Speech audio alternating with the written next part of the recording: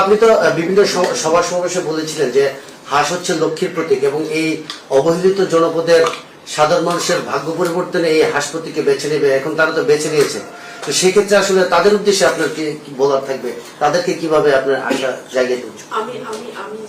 আমি যেই প্রতিশ্রুতিগুলো দিয়েছি নির্বাচনের, তুমি বোধহয় এখন হাল করবে, তোমার ভাবসাবের মনে হচ্ছে।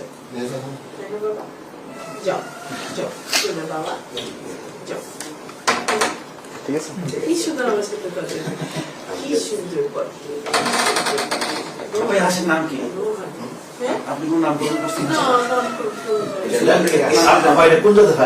আমি জানি না, এটা আমাকে একজন ভক্ত দিচ্ছে।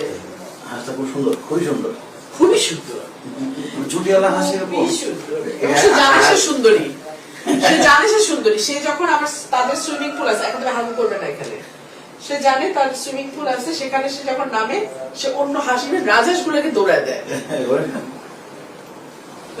নাম রাখেন না প্রকাশ ভাই একটু শোনাই দিয়ে এই যে সুন্দরী miss beauty, miss beauty, miss beauty যাও, তাহলে সুন্দরী হলো নামটা। মিস বিউটি, মিস বিউটি আমাদের। আমরা যে কোয়েশ্চেনটাতে ছিলাম আপা, যে আপনি তো বিভিন্ন সভা সমাবেশে বিভিন্ন সময় বলেছেন হাঁস হচ্ছে লক্ষ্মীর প্রতীক এবং তাদের ভাগ্য উন্নয়নে আসলে আপনি কিভাবে কাজ করবেন বা তাদের প্রতি আপনার মেসেজটা কি? আপনি তো প্রতিবারে তো দেখা যায় জনপ্রতিনিধিরা আসে, ভোটের আগে প্রতিশ্রুতি দেয়, ভোট পায়, তারপর চলে যায়।